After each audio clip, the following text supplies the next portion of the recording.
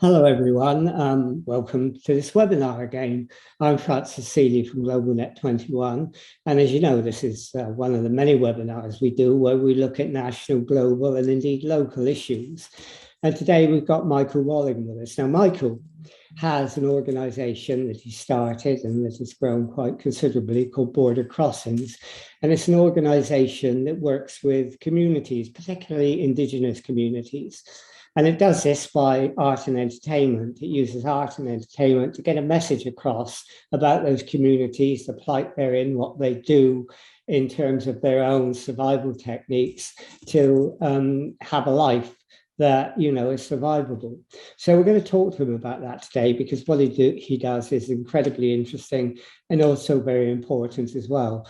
So Michael, thank you for joining us today. And maybe I could start by asking you very briefly a little about yourself. About me, okay. I suppose it's the moment where we can do the equal opportunities thing. Let's say that I'm a balding, middle-aged white man and, at the moment sitting in a study surrounded by books, which is in Enfield. And I've lived here now for, since 2006, so 15 years. And my wife and two children live here also. I work in primarily in theatre, but we take a very Catholic view of what that means. So Border Crossings, as you said, it's a cross-cultural theatre company. And then one of the things that the company does is it runs the Origins Festival, which shows the work of Indigenous cultures every 2 years in London, usually. And of course, this year, everything is different. And in some ways, that's been very useful for us because we've been able to do some things which I think we wouldn't normally have done. And am I right in saying, as I did in my introduction, it's indigenous communities that you really focus on? Well, for the Origins Festival, it absolutely is, and you know that's an area of our work that has grown significantly over the 12 years now that we've been doing it. We don't just focus on Indigenous communities. I mean, in fact, today I've been working on a proposal for a project with India. We also did a lot of work with China. And we do quite a bit of work in Europe nowadays, more through a sister company in the Republic of Ireland for obvious reasons than we do with the UK company. But yes, Indigenous people are really, really central to what we do. And of course, it's because, as you said, there are huge issues around those communities globally. But they are also communities from which we can learn an enormous amount, and their arts and culture are thriving in spite of centuries of oppression. And we feel it's really important that those voices are heard, particularly here at the former Imperial Centre, and in what remains one of the polluting centres of the world. Well, I'll ask you about those positive messages in a minute. Yeah. You call yourself a multimedia theatre. Is that something you started from the inception, or did COVID take you down that route? No, it's always been there. COVID's taking us a lot further. But, we've always used, things like video and microphones, pre-recorded music, and also multiple forms of theatre, including the traditional theatres of cultures other than our own. So we're interested in the dialogue that emerges not only by talking to people that are different, but also talking through forms that are different. You're quite right that COVID has pushed everyone more towards electronic modes of delivery and the like. But in some ways, we find that because everyone suddenly started doing it, we kind of reacted a bit against it. Because it just became, oh yes, and of course it's online. And I'm interested in ways of trying to gather people physically together, which are still COVID friendly and which still allow for international exchange, but which don't lose the element of human contact, which I think you can lose in online formats. And it's fine for the sort of conversation we're having now, but the sense of what the body can do, I think, is really, really crucial. And the sense of the living body in relationship to the world, to environment, to space and place, are really central to cultural work. You say that you're based in Enfield. Is that just a place, or do you do anything there? Do you try to connect the local with the global in any way? Yeah, we do. That has grown since COVID. And I think, everyone's had to think more locally in the last year or so. And I think for us, that's been a big advantage, because we've started to see some of what might be on our doorstep. And we're working now with Capel Manor College. We're working with some local schools, and we've just been working with the council, all of which is about making international connections and connecting to Indigenous communities. But we're starting to do that from our own doorstep, and recognizing that actually a lot of the solutions to the problems we're addressing are ones which you find locally. And that. Yeah, I know that. I mean, you say in your website that you're trying to be a leader in intercultural dialogue between artists and audiences and communities, working through theatre and arts to facilitate mutual understanding, creative collaboration, positive development. Now, that's a really ambitious sort of mission. I mean, how do you go about doing that? How do you turn those words into practice? I think it's very important to be ambitious in the arts and also in politics. There is so much that needs to change, and it actually needs to happen quite urgently. And if you're not ambitious, then yes, perhaps you'll succeed, but what's the value of it? Some of the greatest people who ever lived were complete failures. Martin Luther King didn't end racism, but look at the glory of the attempt. And, if you're going to be successful, it probably just means your ambitions aren't high enough. So I think it's okay to aim high. And it is about vision. And I think vision is something that's really, really lacking in the world at the moment. Because it becomes very pragmatic. Everything's about what can we do quickly, what's the immediate short-term solution, what will be popular, what will spin well in the press. That's why we've got so many of the problems, is because everything is happening on a short-term basis. So our work is about trying to reconnect people to long-term thinking. And that's one of the reasons that Indigenous cultures are valuable, because Indigenous people do not think in the short term. They think very, very long term. And you can see this when you're in the room with their artists or their elders, that they always look very, very far into the distance, whereas Western culture is constantly in short-term distraction, and we're looking about that far in front of our noses at the mobile phone. What's the next message? What's the next immediate thing? And so we're interested in trying to work with people who can reconnect us to slower rhythms, to longer time frames, to bigger pictures, and to longer dreams. I'm not sure this is answering your question about how do we do it practically, but it's good. No, it's good. I mean, what you said is really good about looking at long-term vision. I mean, you could have concentrated on deprived communities in the UK, for example, who also probably are looking at short-term gains because of the condition they're in. Did you concentrate on Indigenous communities for exactly the reason you've given, that you were looking for how you can get people to look long term? You're right. I mean, I talked this morning in a meeting about short termism of politics, of democratic politics, that people are unable to see beyond 5-year cycles. Was your purpose really to find cultures that could bring back to us the idea of the long term?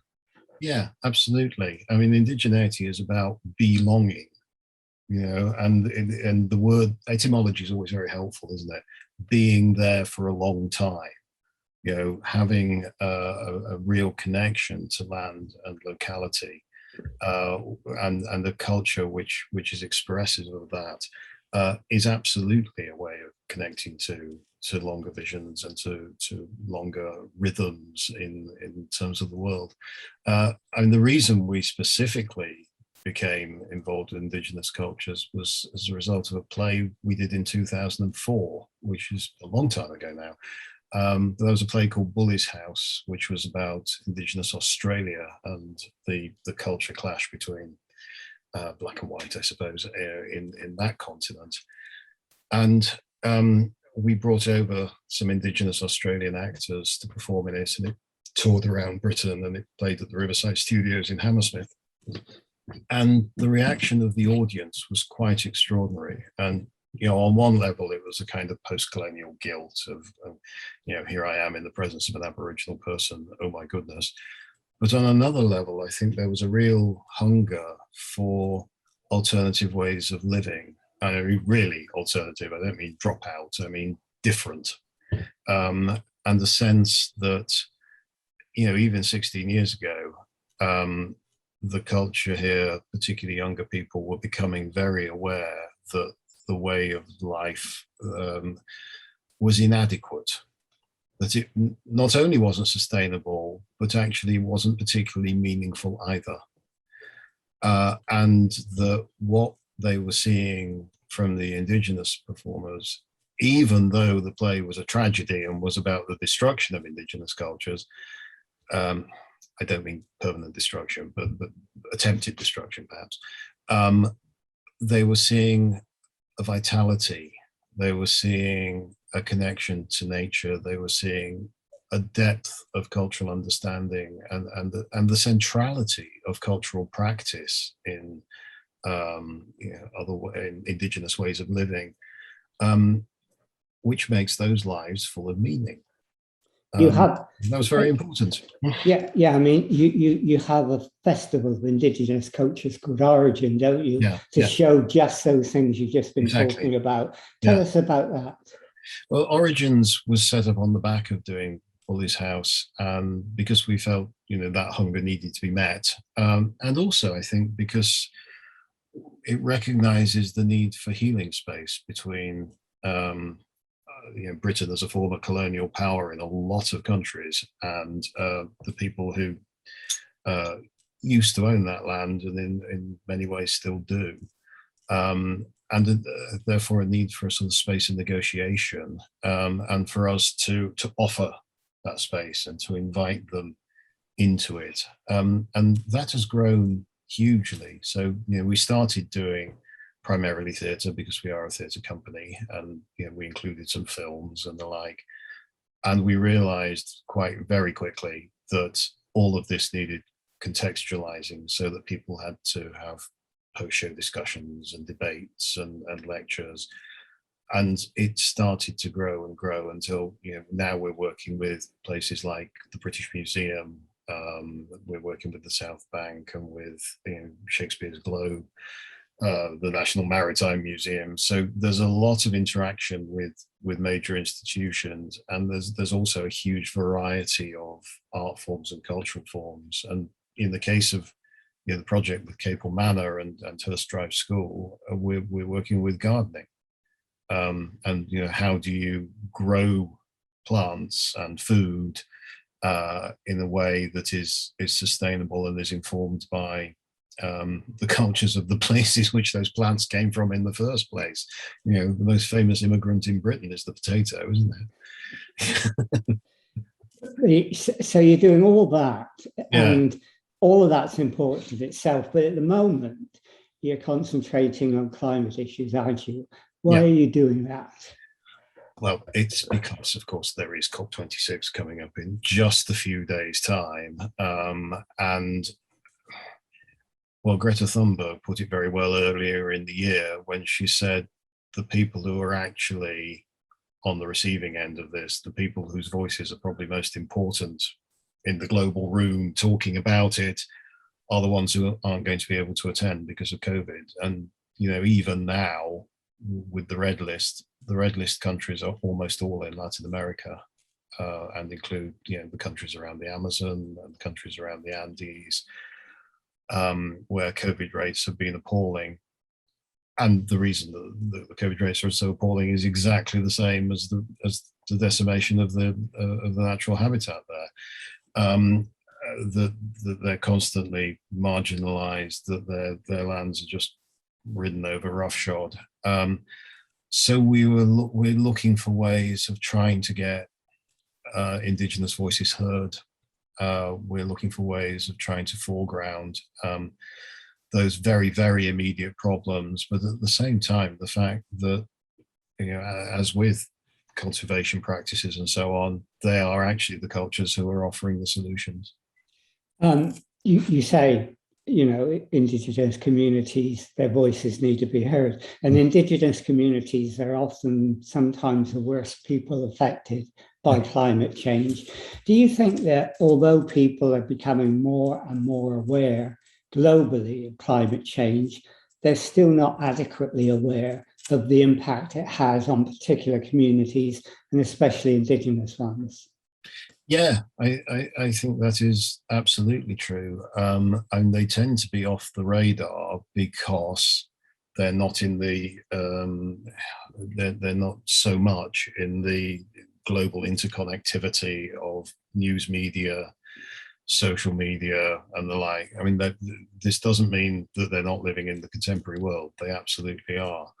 But you know, news corporations, Facebook, and so on. You know, these are all based out of capitalist cultures, Western cultures. They're inevitably most interested in other people who are like them, and as a result, I think Indigenous communities do remain off the radar, and it's really important that, you know, people like us who, you know, have the have some knowledge, have some interaction with those communities, you know, make use of that to try and shift the balance a little bit and say, actually, we need to listen to these people too. And it's about 6% of the planet are Indigenous people, and they control about 22% of the land, and that land has 80% of the world's biodiversity. I mean, it's central. It's absolutely central. Okay, I mean, so you told us that, which is really important because it puts it in perspective. But can you tell us a little bit more about how they've been affected by climate change? And maybe can you give us one or two examples? Yeah, we did some work towards the end of last year around the Arctic, which and there's a film actually, which is still online on our website or the British Museum's events YouTube channel. The film's called Magnetic North, and we found ourselves you know, just talking to Inuit and Sami and other people from the Arctic region and discovering the incredible extent of the melting of the ice cap, and how it has totally disrupted the way of life there. You know, to the extent that you know, people can go out on people would go out on the ice at a certain time each year, knowing that that was the time when you could make the hole in the ice and find the fish, or knowing this was the time when the seals would be coming and you could hunt. None of that is now possible because the patterns of climate have changed so drastically.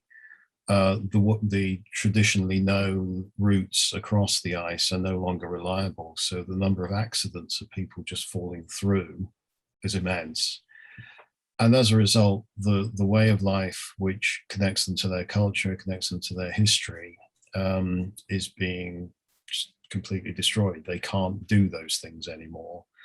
And so Inuit in particular are moving into small communities which have been sort of created for them, I suppose, by colonial governments, and are therefore very dependent on government handouts where they didn't used to be. And this is leading to a great sense of depression and helplessness, a lack of self-worth.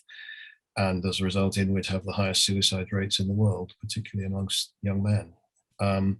So that's one shocking story. And then perhaps the other one is in the Amazon region, where the deforestation is so rapid. I mean, it's areas like, I believe, about the size of Great Britain every day are being flattened, primarily for soya, which of course in turn is used to feed cattle, which then fill the sky with methane. And as a result, again, you're getting a lot of the indigenous people gathering in new towns, again cut off from their normal ways of living. And the spread of COVID there has been incredibly high. There's a town in Peru, and I've forgotten the name. It might be Cotis, but don't quote me. But it's in the top end of the Peruvian Amazon, and the infection rate there was running at 80%,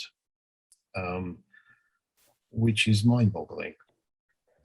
So they are very often in particularly dire straits through no fault of their own. And it's very hard. And when they find themselves in that situation, they also find that they're faced, aren't they, with corporate aggression and the criminalisation of social protest, which goes hand in hand with that climate change agenda. Are you involved in that as well? Yes. I don't mean do you do it. I mean, I mean, are you involved in helping them in that situation? Yes. I mean, at the moment we have Totem Latimat touring its way through the UK towards COP, which we might talk about a bit in a minute. But once it gets to COP, it'll be in the Hidden Gardens in Glasgow, which is also the place where the Minga Indigenous organisation gathers, or will be gathering, for the duration of the climate conference. And that's, of course, a protest organisation. All of the big protests which have gone on from Indigenous people have started as environmental ones, and the American Indian movement back in the 70s started as an environmental protest. And of course, I'm sure you know about Standing Rock and the pipelines going through the sacred waters. And what we try to do is just draw attention over here to what's going on, and to liaise as best we can with people on the ground. So, for example, we showed a film a couple of festivals ago, which had been made by some filmmakers who were present at Standing Rock, so that we were just hearing directly from the people who were involved and getting a sense of what they were doing and why. Yeah. You obviously show people are going through difficult times in dire straits, but you don't just do that, do you? You also give positive news. You talk about what they're doing in terms of creating mutual aid and so on. And we have a lot to learn from that, don't we? Because we've lost that sometimes, and they can show us a model that they have developed over years. Yeah, absolutely. I mean, environmental protests by Indigenous people are always linked to alternative models. They're never entirely negative, and that's one of the things that I think we can really learn from them. So they don't just say no; they always say, "And this is what we should be doing instead." And there's an extraordinary woman called Winona the Duke who came to Origins in 2015 and gave a lecture, which you can still hear as a podcast from our site. And Winona runs something called the White Earth Project in Minnesota, part of which is about food sovereignty and water sovereignty over wild rice, which is the only natural grain, or indigenous grain, perhaps we should say, that grows in the Americas. All those wheat fields, massive import. But wild rice is harvested from the lakes.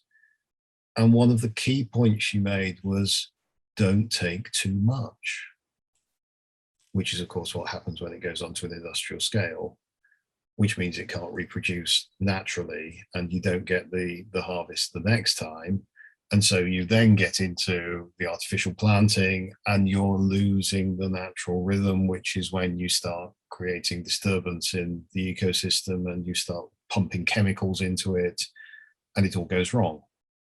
But if you take what's needed for a community which lives nearby, and we're back with localism again, then actually it's fine.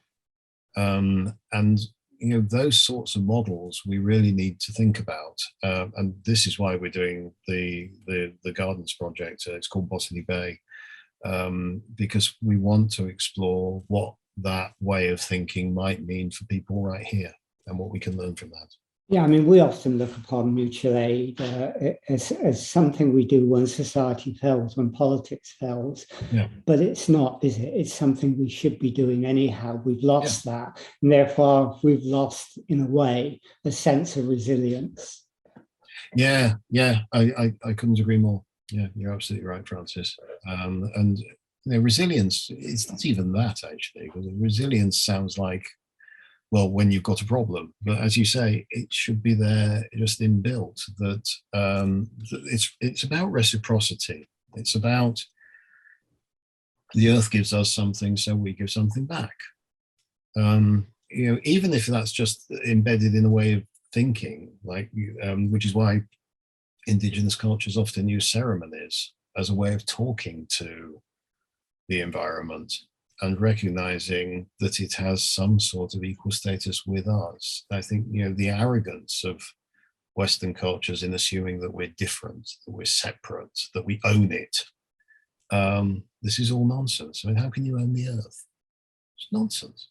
And yet our whole culture is based on the assumption that we do. Okay, so you mentioned that climate change is your focus because COP26 is on, and you're going to COP26. And you're going there for a specific reason. You're going to show something. Tell us about that. Okay, this is Totem Latimat, which was in Enfield not that long ago. It's a totem which we commissioned from a Totonac artist. The Totonac are an indigenous culture in northern Mexico, in the area of state of Veracruz, and we wanted to find, as I said earlier, a way of getting an indigenous voice into the mix and trying to make it as prominent as we could. And so we commissioned an artist called Hun Tiburcio. Hun means hummingbird in the language of the Totonac, and traditionally the hummingbirds are the messengers in Totonac culture. So it has this rather beautiful synchronicity around his name. And he said that he would be excited to do this. He carved it from a single cedar tree, which they cut down with a ceremony to thank it for giving its life for this purpose. And he worked with the whole village to turn this into this incredibly beautiful totem. And it traveled across the Atlantic in a sea container. And we brought it, first of all, to Chiswick House in West London, where we cut open the seal of the container and the amazing smell of the cedar came out. It was blessed by a shaman. There's an Ecuadorian Quechua shaman who lives and works in London. And it's traveling slowly up through the country. It came to Enfield, as I said, into Milton Keynes. It went to a stone circle in Oxfordshire. So we're seeing it in different places which complement each other and which set up different resonances. So, sometimes in very urban spaces, sometimes against ancient buildings, or in the stone circle, ancient woodlands, really. And finally, it will go to COP26, to a place called the Hidden Gardens, where it'll be surrounded by Indigenous delegates.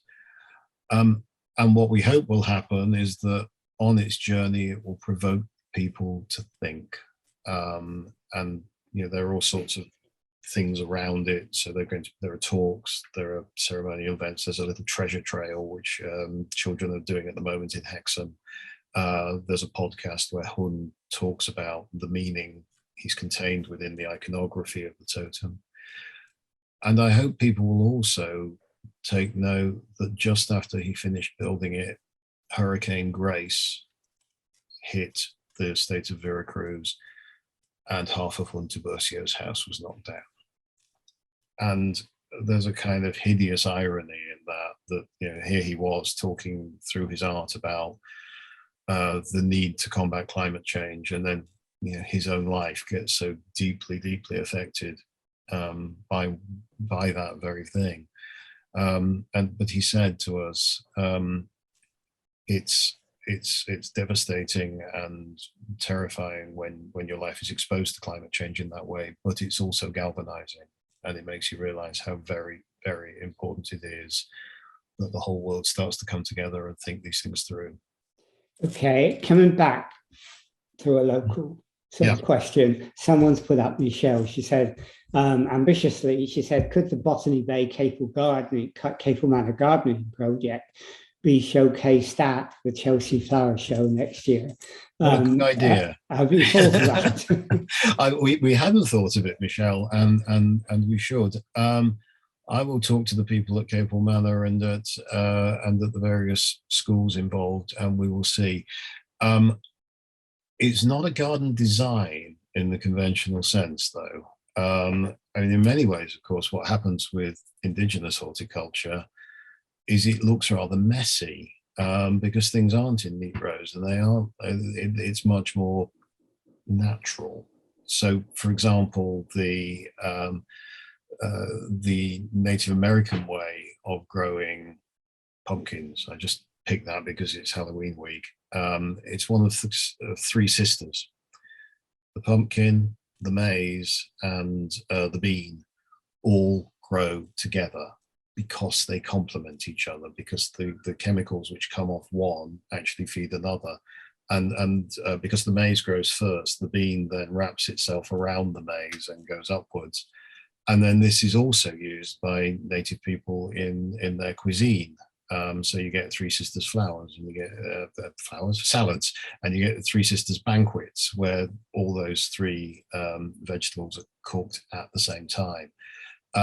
Now, there's no reason why we shouldn't send a garden that looks like that to Chelsea. It might be quite exciting.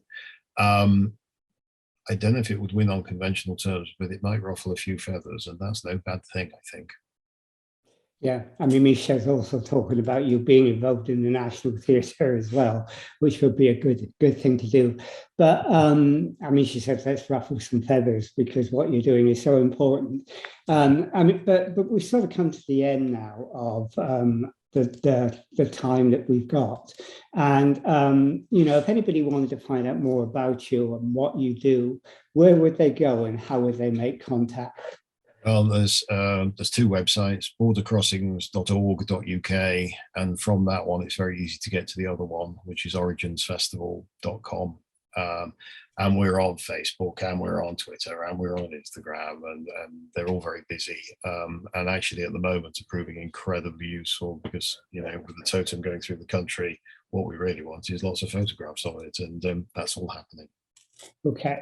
All right. Well, thank you for doing that interview because it's been really interesting, and you're obviously doing some important work and some work which I think is important for people to see and watch because they need to learn from it. You know, the situation that many communities are facing across the world, and you're certainly doing a lot of work to do that. And I think it's important to do what Michelle said in her comment, to ruffle feathers on this, to let people know exactly what's happening, and that climate change is not something that's going to happen in a few years. It's happening now, and it's happening now to many communities who are going to suffer very badly and are suffering very badly. So thanks for joining us, and it's been great to talk to you. And if you have any other information you can send us, or anything on YouTube, we'll put that up on sites as well so people can know about it. So send that to me, and I'll make sure it goes up and people see what you're doing. And if you have anything, any video from COP26 when you're there as well, that would be great. Well, we will. We're taking our film cinematographer and photographer with us. So I'm sure we'll have something. Okay. Well, if you do and you let us have that, then for sure we will. You know, we'll let people see that as well. Anyhow, thanks for doing it, Michael. And not at all. Thank you for all you're doing in Enfield as well. It's you know, it's really, really important. Okay, but it's nice to hear the stories of what other people are doing, and what so many people are doing in Enfield and beyond as well, globally, and that's important. So thanks again, and we'll end this webinar now. Thanks a lot. Cheers. you.